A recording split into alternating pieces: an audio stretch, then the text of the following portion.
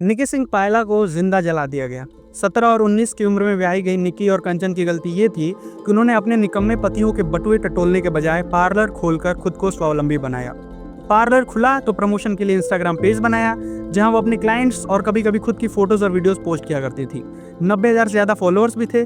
बेरोजगारी की कुंठा से ग्रसित विपिन और रोहित की आंखों में ये सुई की तरह चुभने लगा। ये बात अलग थी कि ये भिखमंगे और इनकी भिखमंगन माँ की चुदा भी उसी पार्लर की कमाई से भर रही थी। 21 अगस्त को पूरे शरीर पर जले हुए घाव से ग्रसित निकी ने हॉस्पिटल जाते वक्त दम तोड़ दिया। कंचन ने पुलिस को बताया कि 20 तारीख की रात को निकी और उसके पति के बीच में हुए झगड़े के बाद विपिन की मां ने विपिन को इनफ्लेमेबल लिक्विड दिया, जिसे छिड़क कर विपिन ने निकी के शरीर में आग लगा दिया। फिलहाल विपिन, रोहित, उसके बाप और मां सबको हिरासत में ले लिया गया है। The most disturbing yet most ignored fact in this whole incident is that कि शादी के 9 साल बाद तक दोनों बेटियों का डोमेस्टिक वायलेंस का शिकार होने के बाद भी घर वाले इस उम्मीद में हाथ रख के बैठे रहे कि एक दिन सब ठीक हो जाएगा।